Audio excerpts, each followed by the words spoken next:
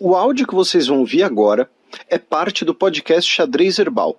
Caso vocês queiram ouvir mais sobre esse assunto e outros temas de política internacional, é só ir em xadrezherbal.com. Bem, então sem mais delongas, passemos para o primeiro bloco do Giro de Notícias. Notícia do domingo retrasado, dia 8 de outubro. 6 semanas após golpe, líder do Gabão estabelece um novo parlamento. Nós tivemos o general Brice Oligui Nguema nomeando tanto uma nova Assembleia Nacional quanto um novo Senado. São 98 membros na Câmara Baixa, 70 na Câmara Alta, com uma forma de um governo de transição. Segundo o governo militar do Gabão, a ideia é que todos os setores da sociedade sejam representados, inclusive sindicatos, ONGs da sociedade civil e também diversos setores políticos, incluindo aí pessoas ligadas ao próprio ex-ditador Bongo, o Ali Bongo, que foi deposto pelo golpe. Óbvio que isso pode ficar só no discurso, pode ficar só ali na retórica, inclusive a esposa do Ali Bongo, a Silvia Bongo Ondimba, foi presa pela junta militar sob acusações dela ter lavado dinheiro, falsificado documentos e ter tentado sair do país ilegalmente. Então ela foi colocada em prisão domiciliar pelo governo militar do Gabão pós-golpe. Notícia da terça-feira da semana passada, dia 10 de outubro. Eleição presidencial na Libéria vai ao segundo turno. Meu caro Matias, George Weah, atual presidente da Libéria e ex-melhor jogador de futebol do mundo, ficou em primeiro com 803.674 votos. Isso dá 43,8%. Em segundo lugar, ficou o Joseph Boakai, com 796.313 votos, o que dá 43,4%. Ou seja, a gente está falando de uma diferença basicamente de 7 mil votos apenas. E 0,4 pontos percentuais. Pois é, então assim, uma eleição cabeça a cabeça, diriam no Turf, e nós tivemos outros candidatos ali que ficaram ali com 1,5%, 2% mais ou menos. Então vai ser um segundo turno bastante acirrado e esperemos que não se torne um segundo turno violento, justamente por conta desse contexto acirrado. Lembrando que a Libéria teve uma guerra civil violentíssima no século XXI. 6% foram... E lembrando que a candidata a vice-presidente na chapa do George Weah é a ex-mulher do Charles Taylor, a Jewel Taylor. Exatamente, o Charles Taylor, que ex-presidente e que foi condenado por crimes de guerra. E inspirou o Senhor das Armas, do filme do Nicolas Cage. Isso, o personagem que... É spoiler. Não é, o filme já tem 18 anos. Tá bom, inspira ali o personagem quando... Do William Walker. Isso, quando o Nicolas Cage vai na Libéria, usa entorpecentes e tal. 6% mais ou menos de votos brancos inválidos e um comparecimento eleitoral de 79%. Para o Senado, o partido do Joseph Boakai ficou em primeiro, com 13 assentos dos 30. Já na Câmara Baixa, na Câmara dos Deputados, o partido de George Weah fica em primeiro, com 21 cadeiras das 73. O Joseph Boakai ficou com 20, E aí temos diversos partidos ali com 2, 3 cadeiras apenas. E o Joseph Boakai, que foi o vice-presidente da antecessora do George Weah, a Ellen Johnson Sirleaf.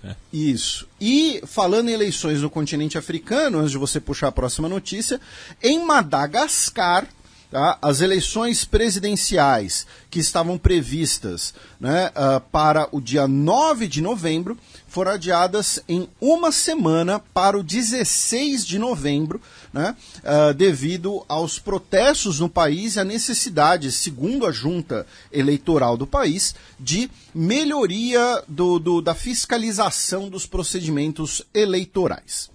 Ainda no continente mãe, só que na quinta-feira retrasada, dia 12 de outubro, FMI anuncia acordo da Zâmbia com credores. A Zâmbia, que está com uma dívida de cerca de 6,3 bilhões de dólares, parte dessa dívida, inclusive, é uma dívida que foi contraída no contexto da pandemia. Tá? A maior parte dessa dívida é para a China, tá? Inclusive dívida pré-pandemia.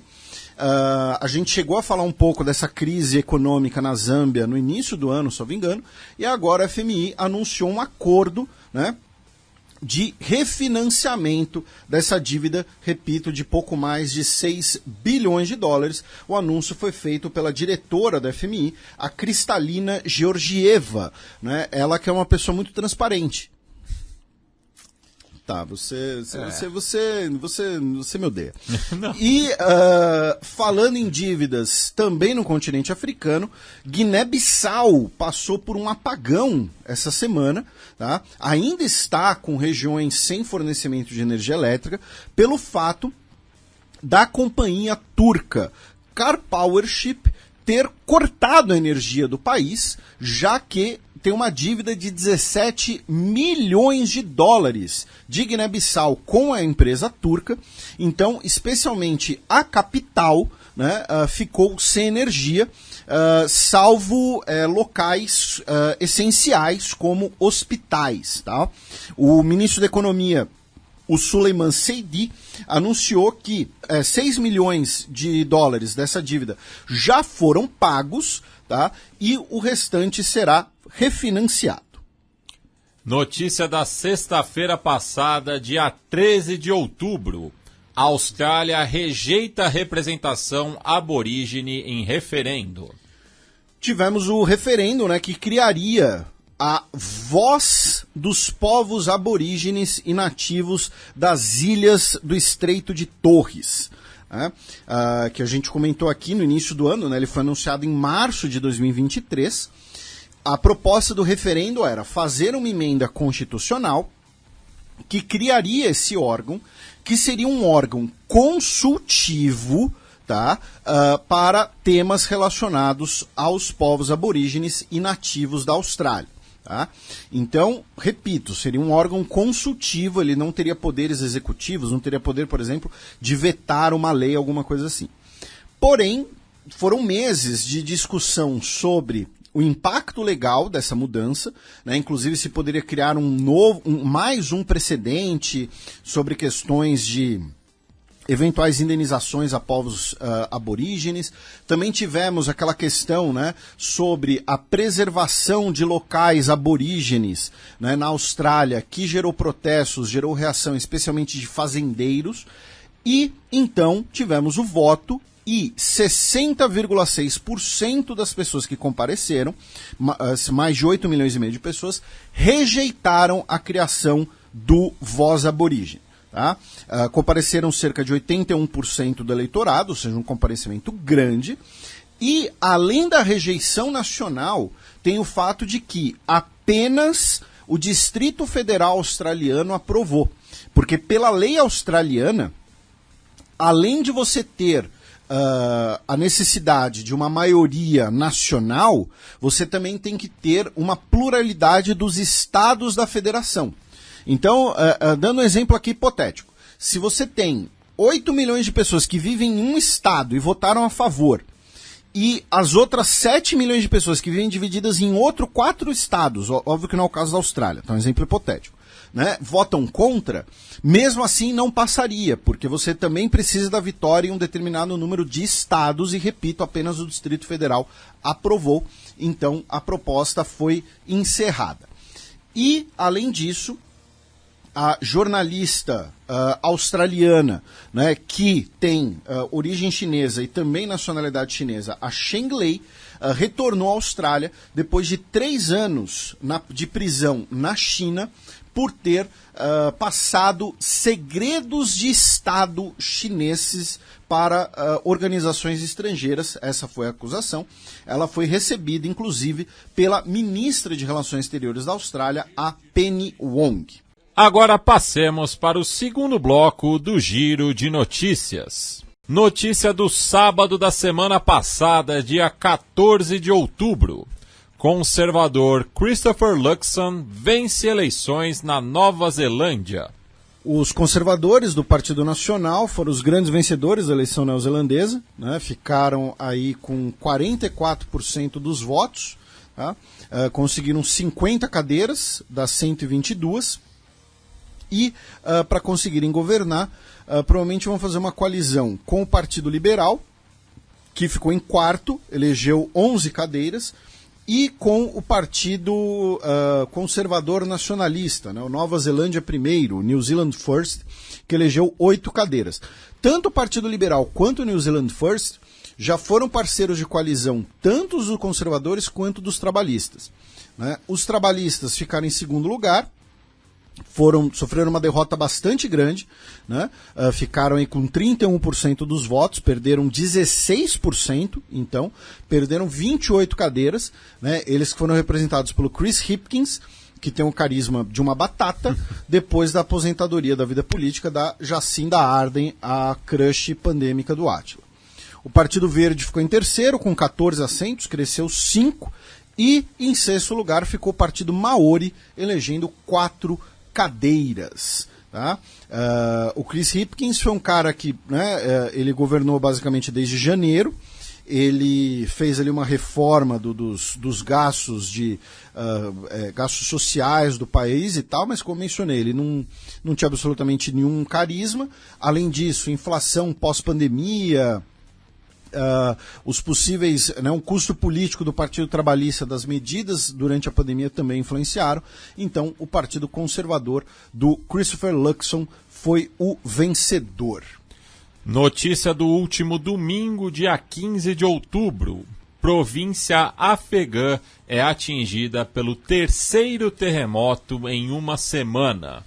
Pois é, meu caro Matias, na verdade foram 4 terremotos na província de Herat, já atualizando, né?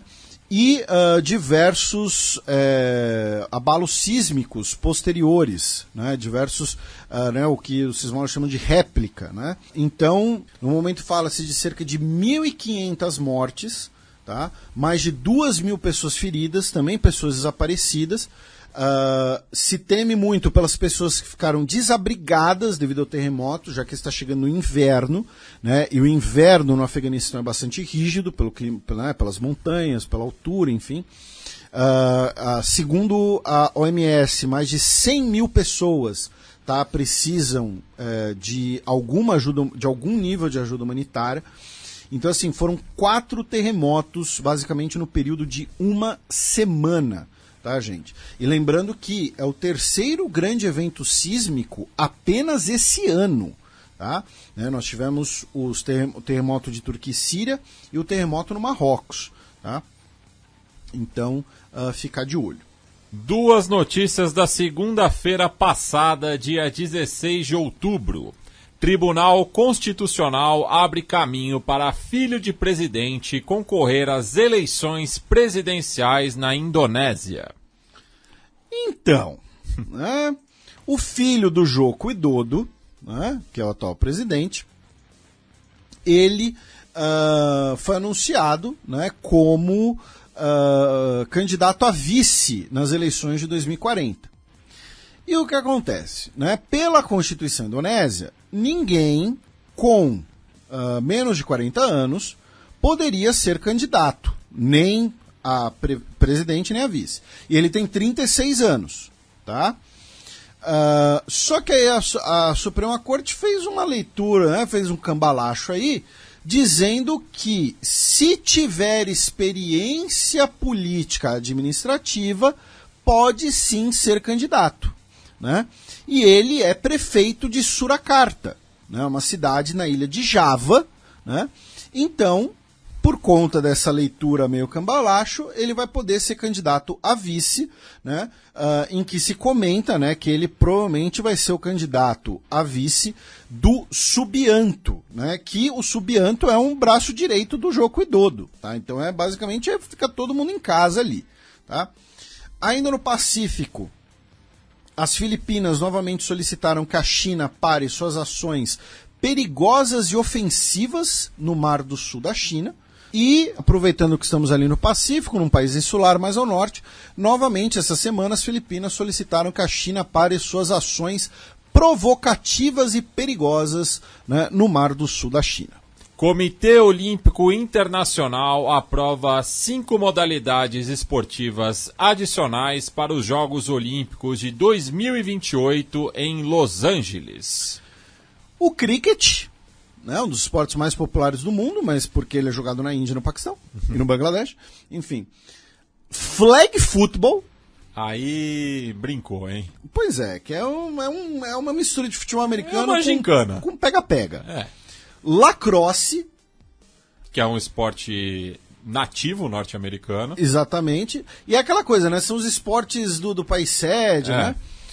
Beisebol, softball. Não que sei voltam como... depois de Tóquio, né? Saíram em Paris, mas voltam novamente ao programa olímpico. E squash, que é paredão. É tênis versão paredão.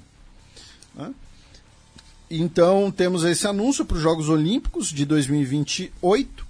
Para os Jogos Olímpicos de Inverno de 2026, as autoridades do Comitê Olímpico Italiano afirmaram que as competições de bobsleigh, luge e skeleton, né, provavelmente serão disputadas em Innsbruck, na Áustria, já que não tem verba suficiente, tá, para eles serem realizados na Itália, e eles não vão construir uma pista nova para a realização dos jogos.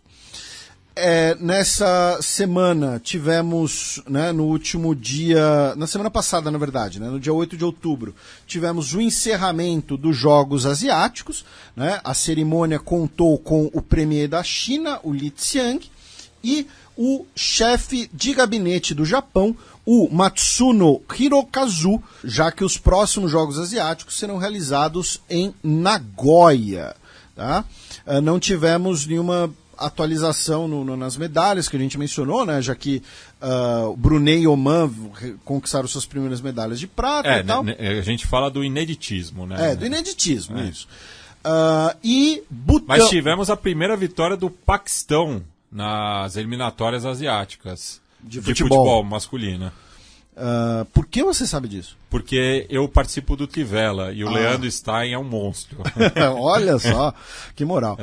E Iêmen, Maldivas, Butão. Infelizmente, Timor-Leste não levaram nenhuma medalhinha sequer. Foram os 4 únicos comitês olímpicos que não levaram nenhuma medalhinha.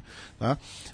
Foram 1.593 medalhas. O Camboja levou uma, o Laos levou 3 e esses 4 ficaram sem. Tô triste que não teve nenhuma pro Timor-Leste.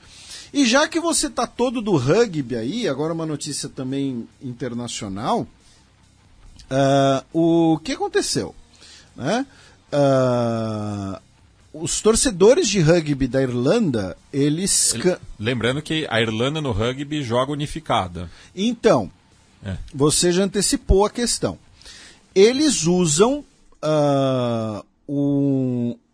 como uma das músicas da arquibancada, a música, que é um musicão de uma grande banda, a música Zombie, dos Cranberries. Que são da República da Irlanda. Exatamente, e que fala, né, fala do conflito, fala do período dos Troubles. Né? Inclusive menciona ali, né, um ataque do IRA e tal, e o uso dessa música, né, pela torcida, né, tem gerado ali alguns problemas, né, algumas críticas, né, pelo uso da música. Eu não vejo necessidade, porque assim, é uma baita música e é uma música sobre o conflito. Né? É, uma música que fala sobre um período histórico, né? Sim. Tipo, ela é do começo dos anos 90, né? Mas aí deu essa repercussão negativa pelo uso da torcida, né, em relação aos setores. E para a gente fechar esse giro esportivo, a UEFA anunciou que Reino Unido e República da Irlanda, justamente, sediarão a Euro 2028 e Itália e Turquia sediarão a Euro 2032. Passemos agora para o terceiro e último bloco do Giro de Notícias. Notícia da terça-feira, dia 17 de outubro. Supremo Tribunal da Índia afirma não ter autoridade para legalizar o casamento entre pessoas do mesmo sexo. Essa é uma notícia interessante porque ela entra numa discussão que também ocorre no Brasil, né? O que acontece? Uma associação de pessoas LGBT entrou com uma ação na justiça na Índia, né? Pedindo para que o direito ao casamento fosse ampliado a todos os cidadãos, né? E aí a Suprema Corte da Índia, você pode criticar dizendo que eles ficaram em cima do muro, ou você pode dizer que eles agiram, do ponto de vista legislativo, agiram de maneira interessante, né? Mas o que aconteceu? A Suprema Corte votou, né? A Suprema Corte indiana é formada por 5 juízes só, tá? E afirmaram que, embora seja importante que os direitos da comunidade LGBT sejam garantidos, é necessário o fim da discriminação, eles não tinham autoridade para afirmar, né, sobre o casamento entre pessoas do mesmo sexo, dizendo que isso é uma competência do legislativo, tá? Dizendo que a corte pode apenas interpretar e dar efeito à lei. Então, repito, essa notícia é interessante porque ela também dialoga com uma discussão que tem no Brasil, né? Muita gente que afirma que a STF agiu com, né, ativismo judiciário quando igualou, falou, olha só, todo mundo tem direito a casar, independente de quem é, né? Enfim. Também na Índia, atualizando, né, o número de mortes causados ali pelas enchentes em Sikkim, tá, o número de mortes chegou a 74 pessoas.